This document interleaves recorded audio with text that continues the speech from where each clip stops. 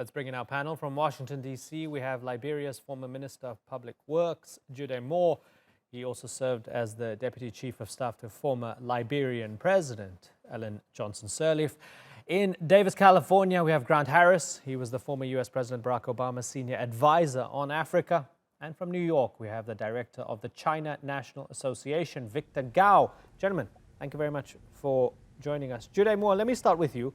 Is this debt trap diplomacy, as some call it, with China investing billions more into Africa?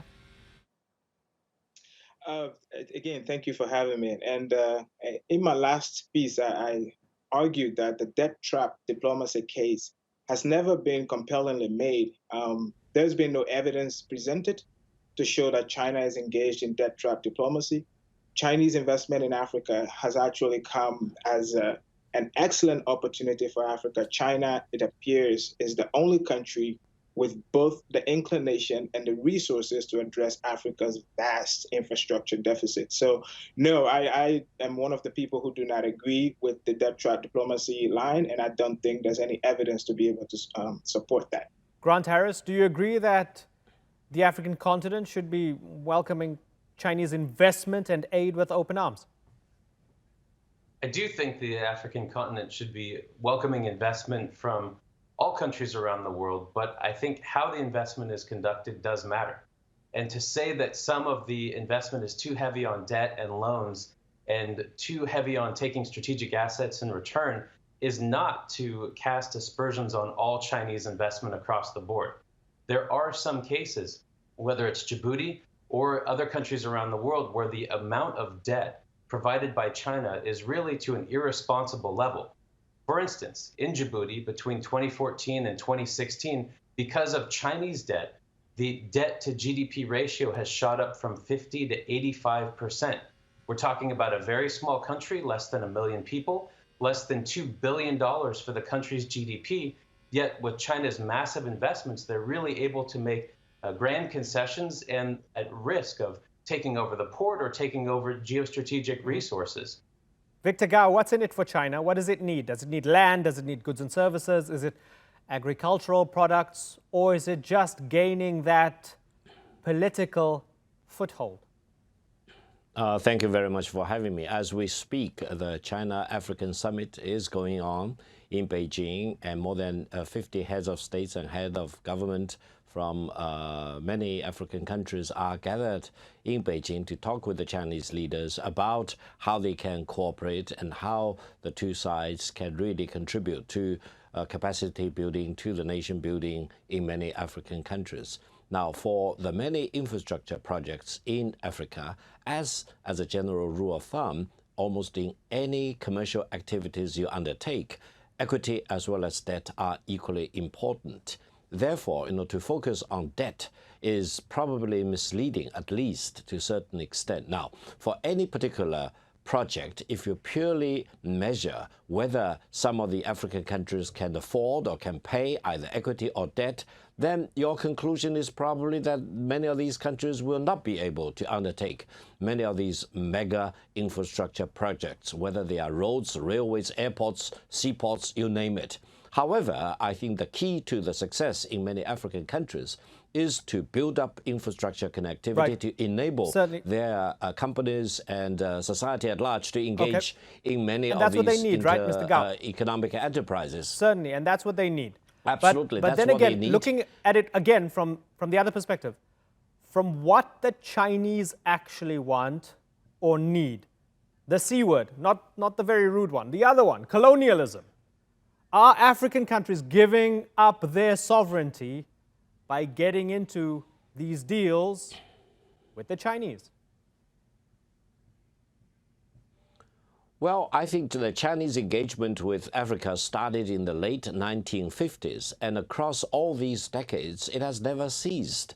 At a time when many European countries walked away from Africa, partially because of the national independence in Africa, and China has been consistent in treating African countries and African peoples as equal. We call each other brothers and sisters, and therefore, politically speaking, mutual support is very important. Now, since 2000, the Chinese engagement in Africa has more and more moved into economic and trading relations. And indeed, China is now the largest trading partner for Africa as a whole. And China has invested heavily in many African countries, in infrastructure in particular. What China needs from Africa is very simple: mutual respect and brotherhood and partnership, and enabling each other to mutually benefit from such economic and trading relations.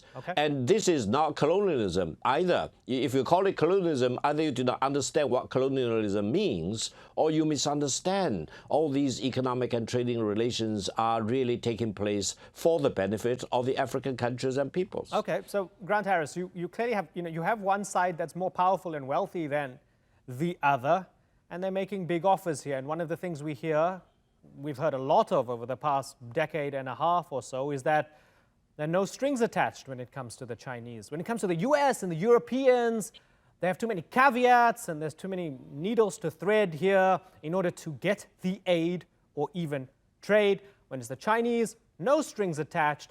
And that's why, while the others were asleep at the wheel, those in the West, the Chinese have moved in and they're doing business, no more, no less. How do you feel about that?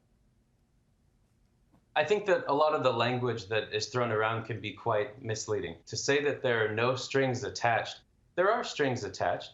For instance, it's not acceptable for an African state to recognize Taiwan. And the only African state that's really not represented in today's summit in Beijing is that which still has diplomatic ties. But let's put that aside. I think what we're talking about is not so much colonialism as classically defined. We're talking about a broad-ranging engagement with the continent. Some of the investments are incredibly helpful in aiding infrastructure development, but some of the investments are really opaque. They are disregarding environmental and social issues. They are not transparently disclosing the terms, and they're taking on as collateral strategic assets where these projects aren't always going to be successful, and some of them are not just economic decisions. It's not just about what should be debt, what should be equity. It's about, are these lemons in some of the projects that are being pursued? And I would just finally say, we need to look at the example of Sri Lanka, where a major Chinese project to develop a port that really saw very little ship traffic, was not going to be an economic success.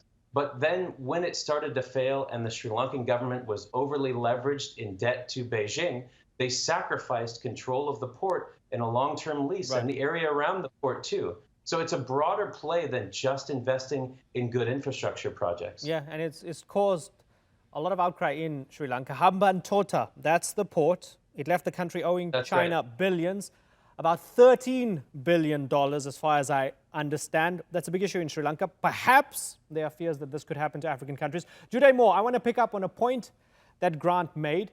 He mentioned Eswatini. People more popularly know it as Swaziland, I guess. They said, hey, we recognize Taiwan. China said, you're not invited to our summit. You recognize Taiwan. We don't like you. We don't do trade with you.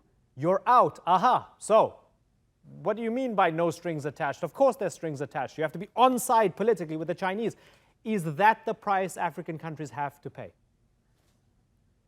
Every country has its own national security objectives. It has its own foreign policy, and the one China policy has been consistently Chinese policy towards how it deals with the rest of the world, and Africa isn't any different from that. I, however, wanted to be able to make a few comments about the debt trap diplomacy, because debt trap diplomacy assumes that it is in China's strategic interest for its partners to take on loans that burden them and go into debt distress, allowing China to be able to take advantage of that circumstance, to be able to take over flagship infrastructure and strategic infrastructure. If that were the case, and everybody uses Sri Lanka as an example, what about Venezuela? Venezuela owes China more money than any other country, almost $50 billion. We haven't seen Chinese actors moving into Venezuela to be able to take over Venezuelan assets if that were the case. I do not believe that the case for debt diplomacy has been made. Africa's total external debt stock is around $6 trillion, of which less than 2% is owned by the Chinese. Djibouti is heavily leveraged, absolutely, as it would be for any lender. but to assume that China is actually in Africa and irresponsibly lending to African countries. The China-Africa Research Institute at Johns Hopkins University that tracks financing, Chinese financing in Africa, recently released a paper that showed that China is not the cause of debt distress in African countries.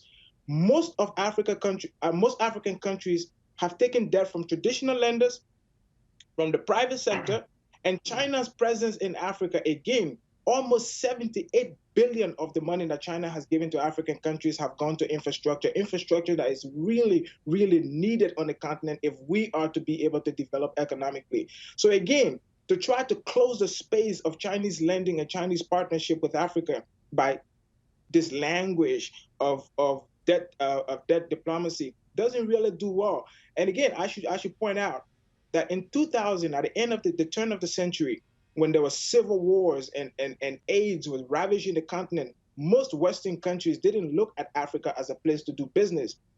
Most Western countries' policy toward Africa was largely development. And it was in that context, in 2000, that the Chinese launched the Forum on Africa, China-Africa Cooperation. And every year over the last 18 years, China has backed that policy with substantial material resources to be able to develop the relationship with Africa. So I, as an African and as one who's served in an African government, we welcome Chinese engagement in Africa. Obviously, countries have to be responsible in terms of how they take on debt. But that has not been something that the Chinese has foisted on African countries or African countries have been swindled into accepting. Victor Gao, have the Chinese sensed opportunity because Western nations just didn't pay enough attention? No, I don't think so. I think unlike many Western countries which have major liabilities and skeletons in their closets in dealing with Africa, for example, colonialism or slavery in the past, for example, and plundering of resources from African countries at the bayonet's point, for example, China has no such political liability. China has always treated African countries and people as brothers and sisters, and equality and equal treatment are the cornerstones for China-African countries. And based on this, I think now China-African countries are really cooperating very closely to build up infrastructure, to enable industrialization, to set up all kinds of industrial parks, etc.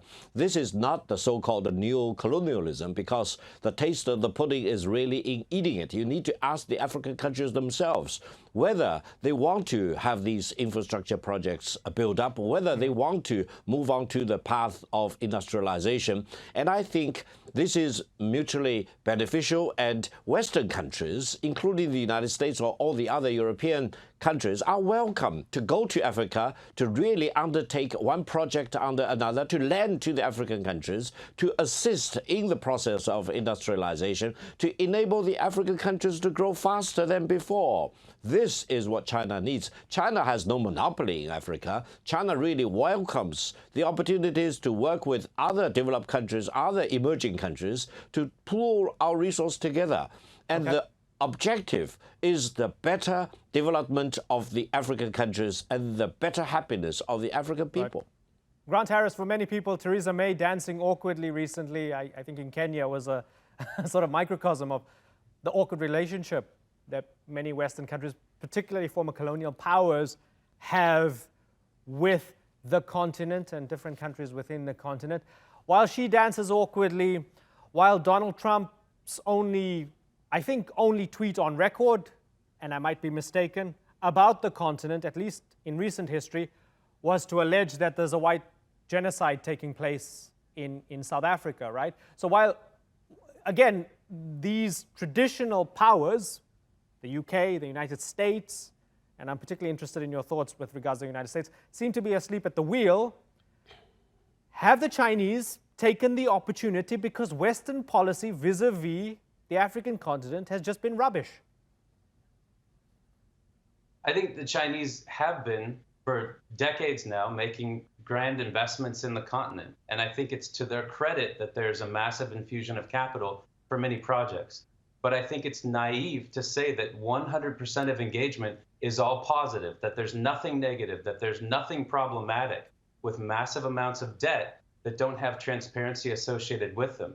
To point to Venezuela or one or two examples where things aren't happening doesn't disprove the point.